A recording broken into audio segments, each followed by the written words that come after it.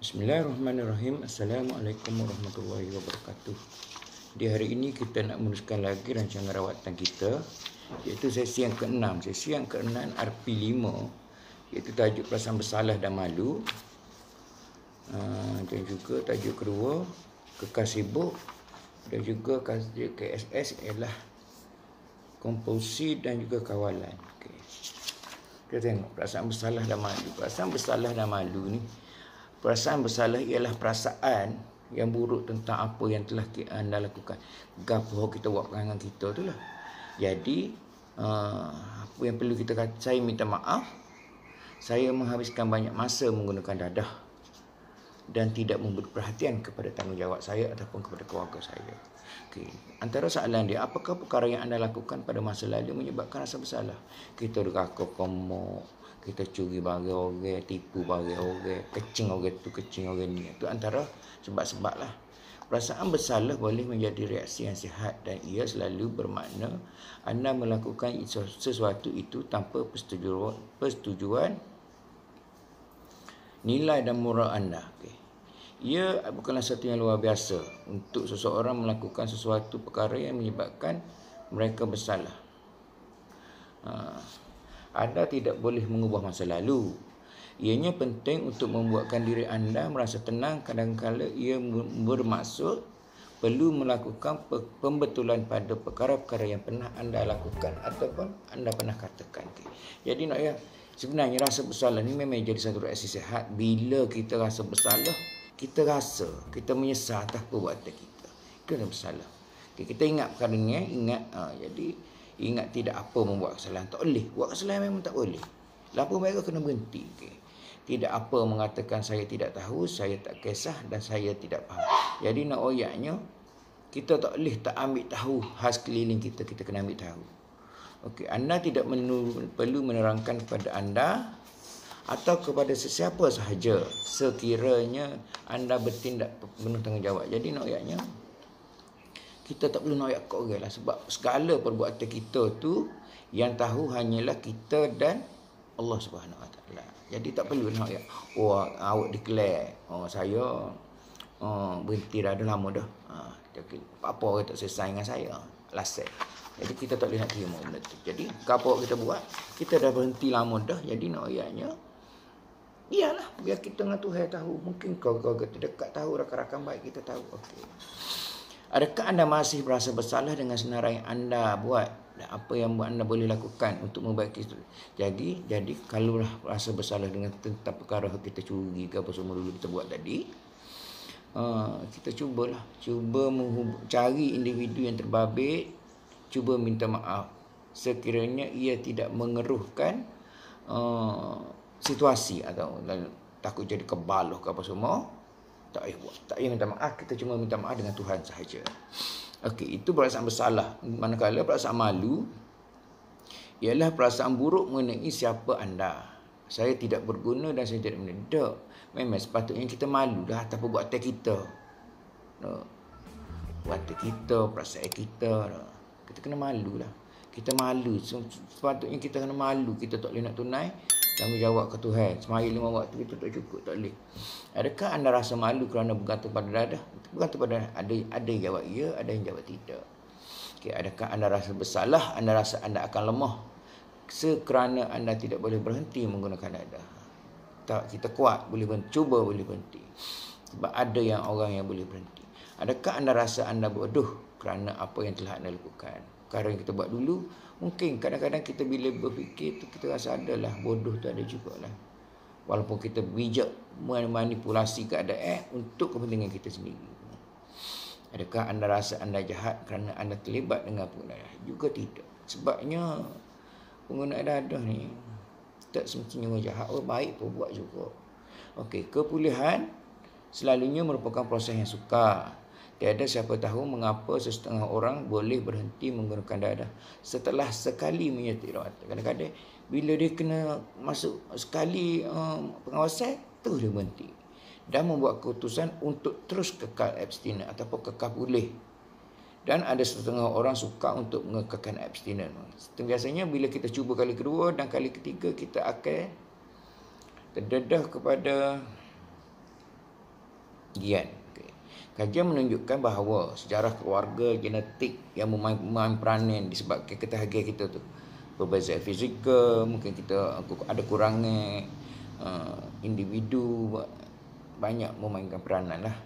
Jadi pergantungan kepada dadah atau alkohol tidak bermakna kita ni jahat, bodoh ataupun lemah. Cumanya kita tidak tahu, kita tahu bahawa kita tidak boleh pulih dengan cuba menggunakan azab dan tekad dan azam, cuba menjadi baik dan cuba menjadi kuat. Tak boleh, kita kena betul-betul kuat, kita kena betul-betul baik, kita kena ada tekad. Dua perkara yang menjadikan kepulihan ini berjaya ialah kita menjadi bijak, itu bijak mencipta alasan untuk tolak dadah tu, dan juga kita kena bekerja keras untuk ke arah kepulihan. Dan bekerja keras tu maksudnya kita bergerak melangkah ke arah kepulihan. Kita cari ilmu situ, cari ilmu di ADK, cari ilmu di pengasih, cari ilmu dekat internet, bagaimana cara nak mengekalkan kepulihan. Okay. Setiap mereka yang berjaya dalam kepulihan akan beritahu anda, ia adalah perkara yang susah untuk dilakukan. Tiada siapa boleh melakukannya untuk anda dan ia tidak mungkin akan berlaku kepada anda. Okey. Itu antara tajuk perasaan bersalah dan malu. Kita tengok untuk kekal sibuk. Untuk kekal sibuk, mempelajari dan menjadualkan aktiviti dan struktur kepulihan anda adalah penting. Bagi rawatan luar, kekal sibuk adalah penting atas beberapa sebab. Sebab ni, selalunya relax bermula daripada fikiran mereka yang tiada apa untuk dilakukan. Tak tahu nak buat gapo. Jadi tiada tempat untuk dituju. Otak penagihan akan mula berfikir mengenai penggunaan masa lalu dan pemikiran tersebut akan memulakan proses gian. Okay. Bagaimanakah masa lampau menjadi pencetus? Bila masa lampau boleh jadi pencetus? Sebab bila kita duduk saja, tak mungkin nak buat gapo, nak kerja malah, nak bangun malah, makan tidur. Satu ketika kita tidur pun tak jenera, makan pun jadi kenyang semua. Masa tu kita akan terlintas kepada terlintas pada bagai dan akan menuju kepada relax. Okay, bagaimana anda akan bertindak untuk mencegah relax jika masa depan menguasai pemikiran untuk menggunakannya? Jadi masa ni, bila ada mari kacau-kacau otak, awak kena pergi, yang pertamanya, cuba berdamping dengan orang ramai, berborak tentang hal lain, ataupun hubungi seseorang, ataupun hubungi kaunselor, boleh. Itu adalah langkah-langkah yang perlu dibuatlah. Selalunya mereka yang menggunakan dadah akan mula mengasihkan diri. Berada di keliling orang adalah tidak selesa dan menyakitkan. Ada keputusan tersendiri dalam beberapa kemelut. Adakah anda akan mengasihkan diri bila anda menggunakan dadah? Jika ya, bila awak suka mengasihkan diri, biasanya awak ambil awak duduk sorang lah. Lepas pada kenal, lepas pada on, steam balik awak duduk sorang. Okay. Jika tidak, mungkinlah awak jenis orang yang tidak suka duduk sorang. Bila nak kena bagi, awak kena ada member. Boleh borak-borak. Contohnya lah itulah. Okay, bagaimanakah bersendirian boleh mengingatkan anda kepada orang lain? Biasanya bila bersendirian, kita tak nampak masa depan. Apa yang kita nampak dalam fikir kita adalah masa lepas. Bila masa lepas ini adalah benda yang kita buat lah. Jadi di situ, itu yang jadi banyak pengalaman masa lepas, nak kenangan masa lepas, kita dalam keadaan pening semua. Jadi di situlah dia boleh mengingatkan tentang masa, tentang pengalaman lepas. Okay.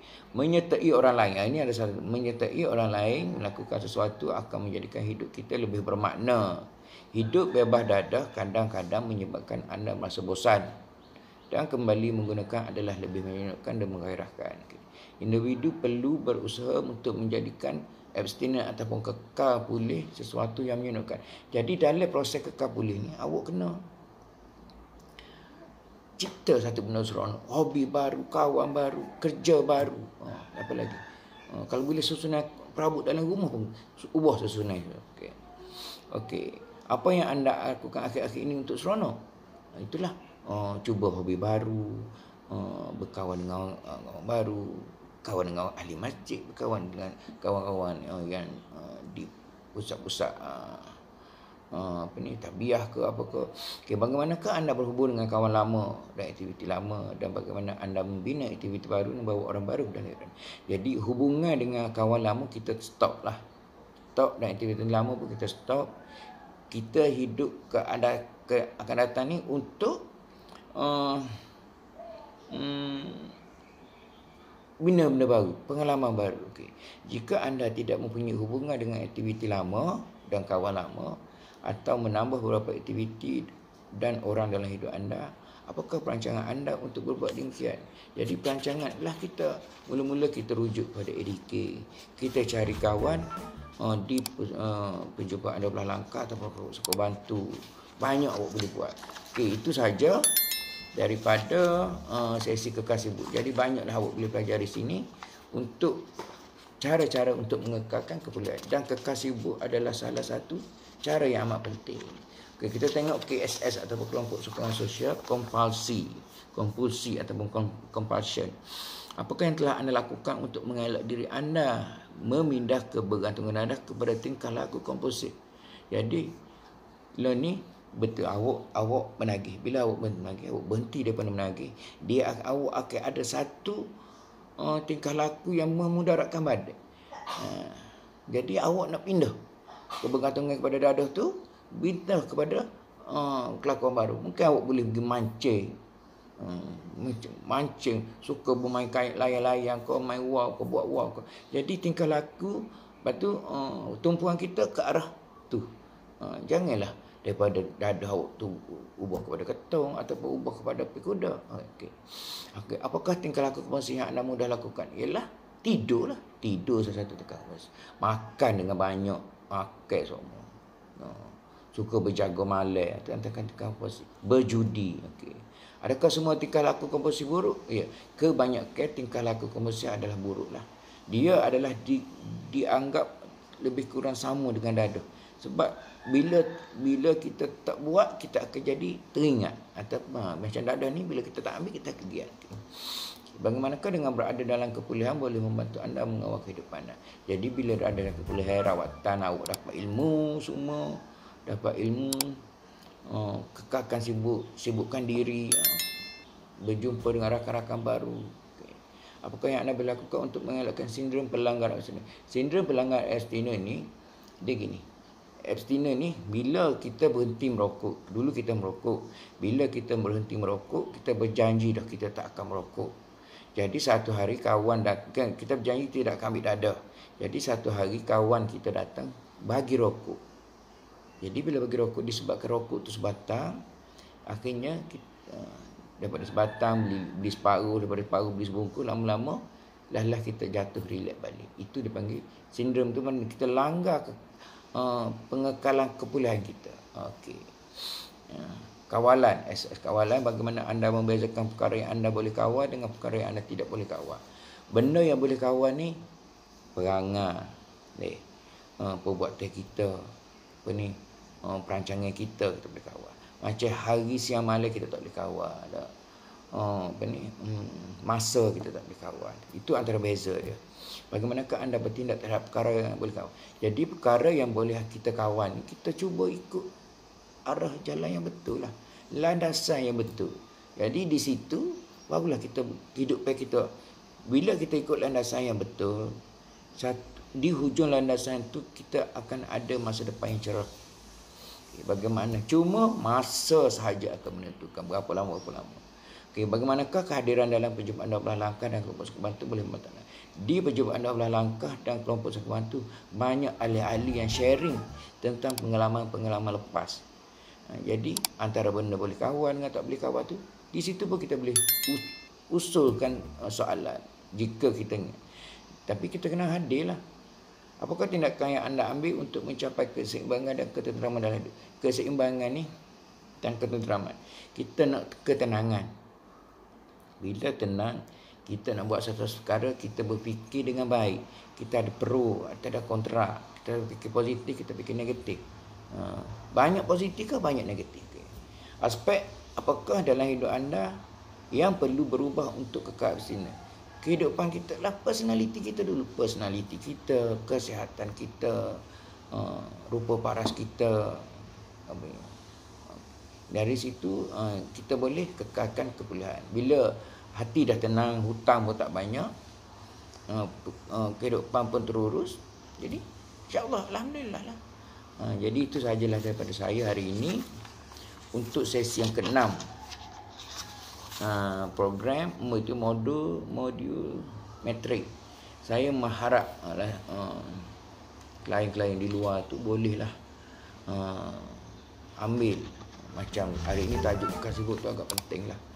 Jika ingin penerangan lebih lanjut, anda boleh hadir ke pejabat edukasi dan tanya kepada kaunselor. Itu sahaja daripada saya hari ini dan seterusnya.